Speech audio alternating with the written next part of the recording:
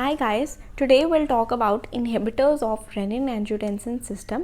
ये जो सिस्टम है RAAS that is renin-angiotensin aldosterone system, उसके बारे में पहले हम डिस्कस कर लेते हैं, फिर इनहिबिटर्स देखेंगे।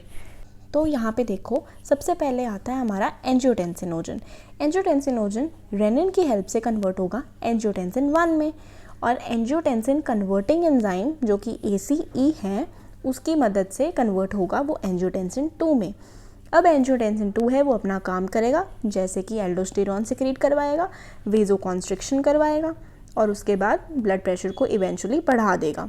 इनको डायरेक्टली भी कोई इनहिबिट कर सकता है, ACE एंजाइम को भी इनहिबिट कर सकता है, साथ में रिसेप्टर्स को भी ब्लॉक कर सकता है। तो ये 3 मैकेनिज्म से हम लोग ब्लड प्रेशर को कम कर सकते हैं। स्पाइरोनोलेक्टोन क्या थे? ये लोग पोटाशियम स्पेयरिंग ड्रग्स थे, और पोटाशियम स्पेयरिंग ड्रग्स हम कर चुके हैं। तो पहला हम देखेंगे एंजियोटेंसिन कन्वर्टिंग एंजाइम इनहिबिटर्स, जिसे हम बोलते हैं ACE इनहिबिटर्स। अब इसमें 3 एग्जाम्पल्स हैं, मतलब एग्जाम्पल्स तो काफ़ी हैं लेकिन हम लोग अभी 3 ही पढ़ेंगे, दैट इज़ एनालप्रिल, कैप्टोप्रिल, लाइसिनोप्रिल। अब आपको ज़्यादा नाम याद नहीं रखने होते, आपको पर पता होना चाहिए कि इनकी सफिक्सेस प्रीफिक्सेस क्या हैं। जैसे इसमें प्रिल लगा हुआ है तो प्रिल देखकर आपको पता लग जाना चाहिए कि हाँ ये AC इनहिबिटर्स की बात हो रही है। अब किसी में सार्टन लगा है तो वो ARB है। ARB क्या होते हैं? Receptor blockers. किसी में ऑल लगा है तो वो बीटा ब्लॉकर्स हैं, जैसे कि मेटाप्रोलॉल, प्रोप्रानोलॉल। तो इसके हिसाब से आपको पता लगना चाहिए कि वो है क्या। ज़्यादा सारे याद रखने की ज़रूरत नहीं है, लेकिन एटलीस्ट एक तो मेन याद रखो और उसका एंडिंग देखो कि वो है क्या। अब जैसे ये कैप्टोप्रिल है, ये फंक्शन कैसे करता है? ये पेप्टिडाइल डाइपेप्टिडेस, जो कि ACE एंजियोटेंसिन कन्वर्टिंग एंजाइम का नाम है, पेप्टिडाइल डाइपेप्टिडेस को इनहिबिट करता है।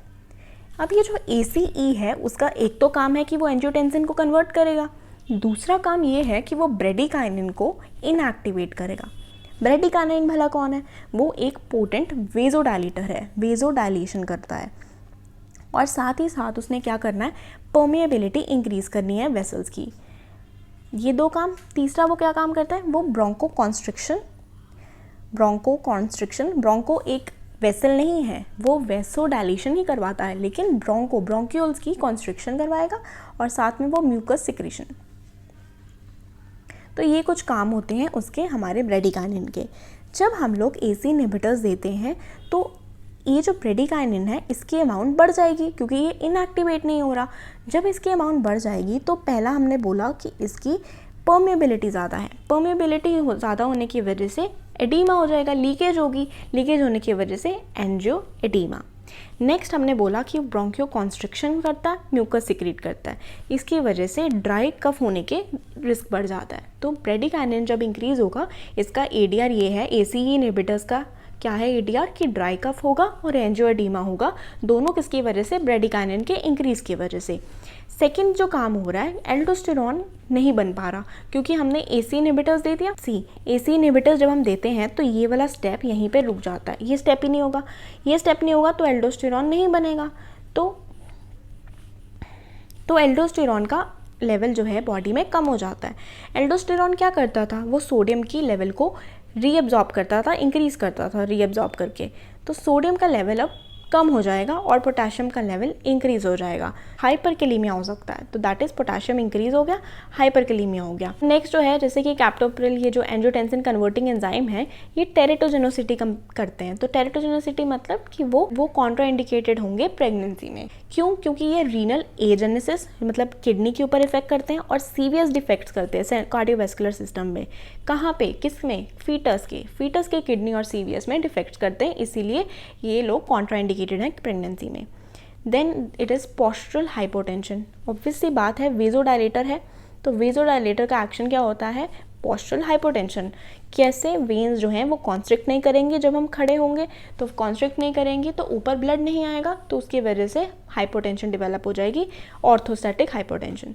Next is dysgeusia. Dysgeusia is loss of taste sensation या फिर altered taste sensation. Then let's come to the uses. सबसे पहला है हाइपरटेंशन, उसको हम ट्रीट कर सकते हैं। ऑब्वियसली बात है, हम लोग एंटी हाइपरटेंसिव ड्रग्स पढ़ रहे हैं तो हाइपरटेंशन को ट्रीट कर सकते हैं।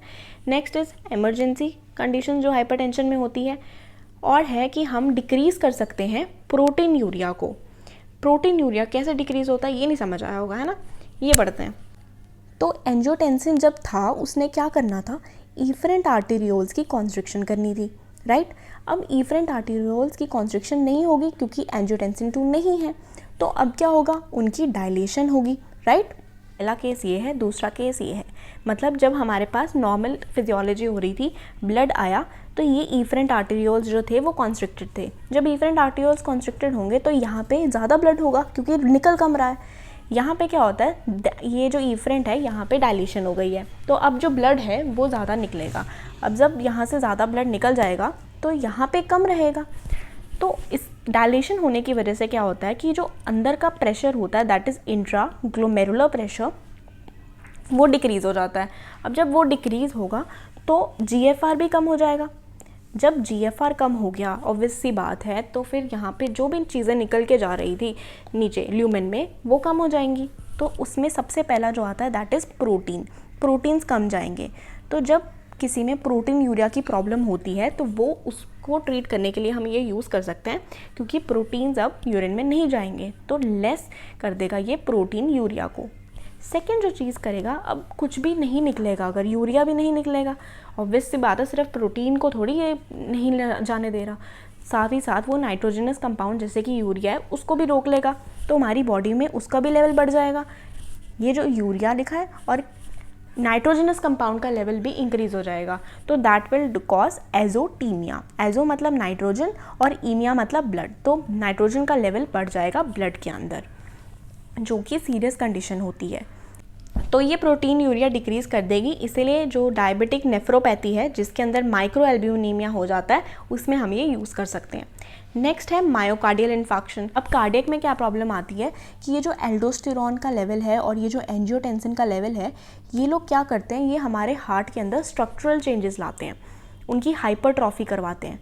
तो अगर इनका लेवल जो है वो कम होगा तो हार्ट की ये वाली प्रॉब्लम्स कम हो जाएंगी, तो प्रोग्रेशन जो होगा कार्डियक डिजीज़ का वो कम हो जाएगा, वो डिक्रीज़ हो जाएगा। नेक्स्ट है कि हम इन्हें कहाँ कॉन्ट्राइंडिकेट करते हैं, प्रेगनेंसी में, क्योंकि हमें बोला ये टेरेटोजेनिक है। Next is hyperkalemia. Why? Because aldosterone का लेवल कम हो गया, तो अगर वो कम हो गया तो पोटाशियम का सिक्रीशन कम होगा, तो पोटाशियम बॉडी के अंदर ज़्यादा रहेगा, तो that will cause hyperkalemia. Next is अगर ऑलरेडी ही हाइपरकेलीमिया है तो हमने ये दे दिया तो ऑब्वियसली कॉन्ट्राइंडिकेटेड ही होगा। नेक्स्ट है रीनल आर्टरी स्टेनोसिस। ये वही बात है, देखो यहाँ पे स्टेनोसिस हुई हुई है, this is renal artery stenosis. यहाँ से ब्लड गया, यहाँ पे स्टेनोसिस हुई हुई है, यहाँ पे डायलेशन हुई हुई है, तो अब यहाँ पे ब्लड जो है आ कम रहा है, जा ज़्यादा रहा है, तो GFR जो है वो क्या हो जाएगा, वो कम हो जाएगा। ऑलरेडी हमने इसकी डायलेशन कर दी है, डायलेशन करके हमने बोला कि GFR कम हो जाएगा क्योंकि ब्लड जल्दी चला जाएगा, और हमने यहाँ पे भी स्टेनोसिस कर दी तो आ ही कम रहा है, तो GFR बहुत ज़्यादा कम हो जाएगा अगर हम लोग रीनल आर्टरी स्टेनोसिस में इसको यूज़ करते हैं। नेक्स्ट इज़ हिस्ट्री ऑफ एंजियोएडीमा, क्योंकि ब्रेडिकाइनिन के लेवल इंक्रीज होने पे एंजियोएडीमा होता है। क्यों? क्योंकि ब्रेडिकाइनिन एक पोटेंट वेजोडाइलेटर है, साथ में वो परमेबिलिटी भी बढ़ाता है, तो उसकी वजह से एडीमा हो जाता है। तो पहले ही अगर हिस्ट्री है उसकी तो हमें ये नहीं देना चाहिए। तो यही लिखा है, AC इनहिबिटर्स यूज़ करेंगे तो इफरेंट आर्टेरियोल की कॉन्स्ट्रिक्शन नहीं होगी, डायलेशन होगी, जिसकी वजह से ग्लोमेरुलर इंट्रा प्रेशर कम हो जाएगा और इवेंचुअली GFR भी कम हो जाएगा। तो उसकी वजह से एजोटीमिया मतलब ब्लड के अंदर नाइट्रोजनस कंपाउंड जैसे कि यूरिया है उसका लेवल बढ़ जाएगा, और साथ में प्रोटीन यूरिया कम हो जाएगा। क्यों? क्योंकि प्रोटीन जो है वो GFR से निकल नहीं पाएंगे ग्लोमेरुलर से। ड्रग इंटरैक्शन देखते हैं, तो never combine spironolactone with AC inhibitors. Spironolactones कौन थे? वो पोटाशियम स्पेयरिंग ड्रग्स थे, मतलब पोटाशियम के लेवल को बॉडी में इंक्रीज करते थे। और ये जो AC इनहिबिटर्स हैं ये भी हमने देख लिया, एल्डोस्टेरॉन के डिक्रीज करने पे ये पोटाशियम का लेवल इंक्रीज कर देंगे, क्योंकि एल्डोस्टेरॉन जो था वो पोटाशियम को हमारी बॉडी से सिक्रीट आउट करता था, लेकिन अब उसका लेवल कम हो गया है, इसलिए पोटाशियम हमारी बॉडी में ज़्यादा होगा। तो इन दोनों ही ये पोटाशियम का लेवल इंक्रीज करें, तो इनको कंबाइन नहीं करना चाहिए। नेक्स्ट है कि never combine NSAIDs and AC inhibitors. ये जो NSAIDs हैं ये क्या करते हैं, ये प्रोस्टाग्लैंडिन्स की सिक्रीशन को इनहिबिट करते हैं, उसकी प्रोडक्शन को इनहिबिट करते हैं। प्रोस्टाग्लैंडिन्स का फंक्शन था कि ये जो एफरेंट आर्टेरियोल है इसे उन्हें डायलेट करना था, ठीक हो गया। AC इनहिबिटर्स क्या काम करते हैं, वो ये जो एफरेंट आर्टेरियोल्स हैं उसकी डायलेशन करते हैं।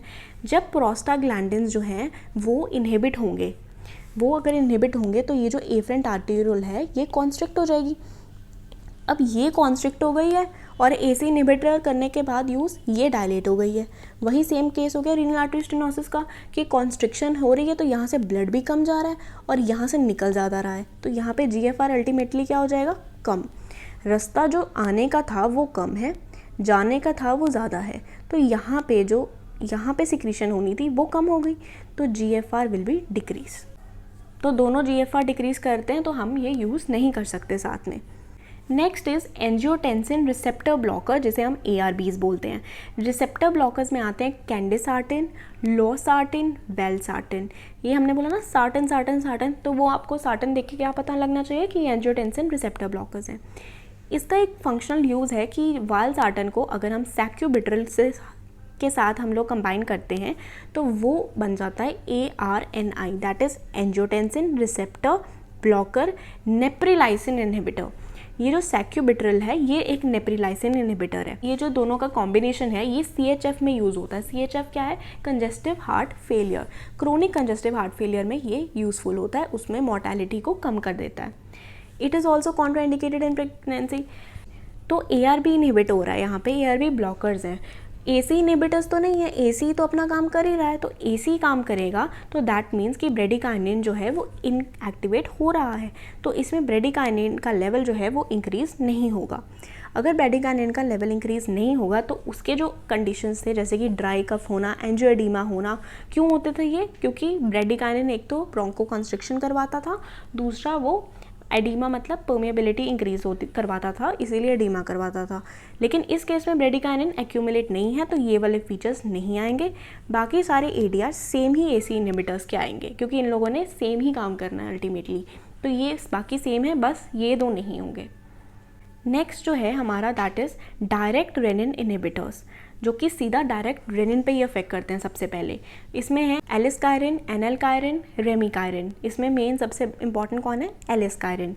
ये क्या करता है, इसकी बायो अवेलेबिलिटी जो है बहुत ही कम है, दैट इज़ 2.5%, लेस देन 3% बोलते हैं।